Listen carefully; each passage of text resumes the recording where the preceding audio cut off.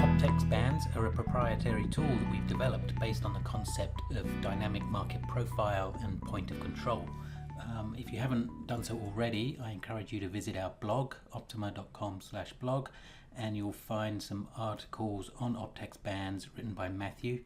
Part 1 goes into the basics of where the concept comes from, and if I scroll up you'll see part 2 that goes into a bit more detail about how the indicator can be used.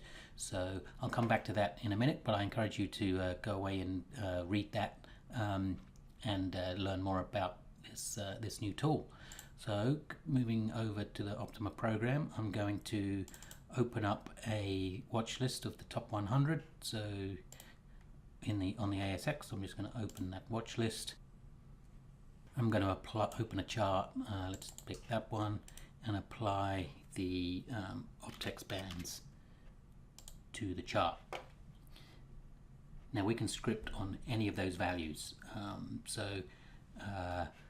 If I add a watch list column, so new script column, and the function is just OPTEX, and then with a dot notation, those are the outputs which match the values of that indicator. So if I wanted to use the ratio in a function, I'll just select ratio, and you can see there that for Aristocrat Leisure the current ratio is -1.45.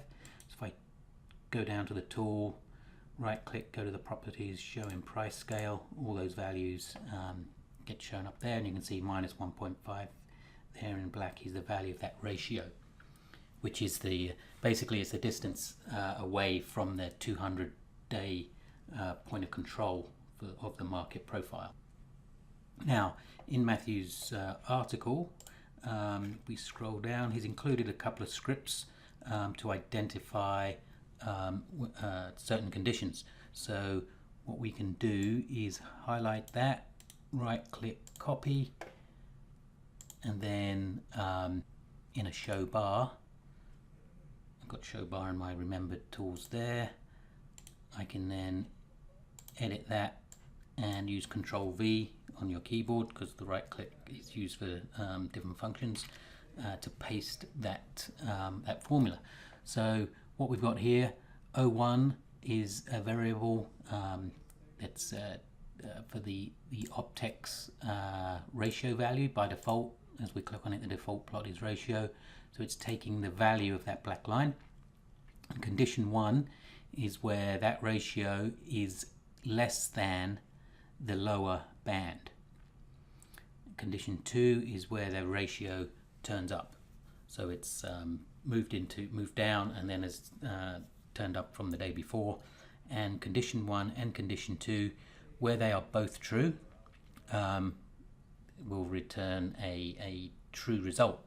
So if it turns up and it's not in the lower band, then it's not true, we won't get the signal. So condition 1 and condition 2, that will result in either a 0 or 1 result.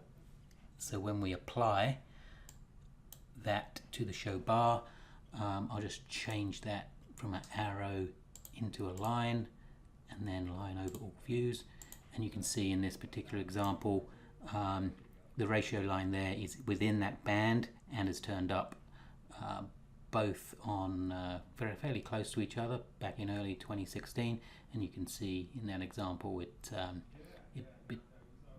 met or sort of caught the bottom of that downtrend, and then took up in a sort of a mean reversion strategy.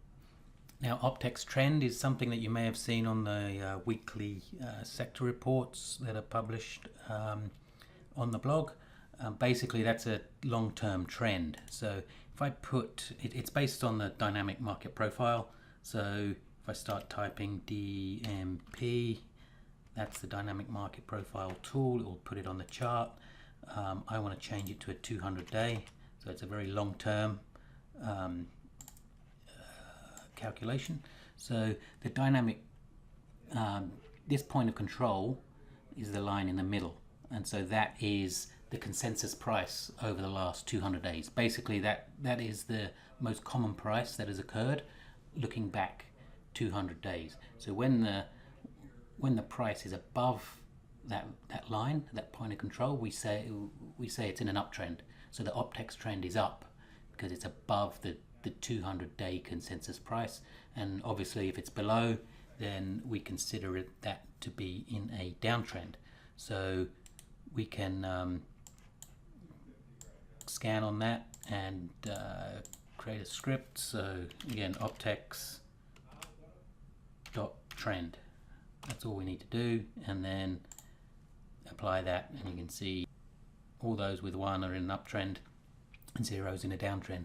And you may have seen some Twitter posts and some charts of market breadth, basically calculating the percentage of stocks in an OPTEX uptrend out of the S&P 500 and superimposed that onto a chart. But that's a good way of looking at overall trend and strength of the market using the OPTEX function.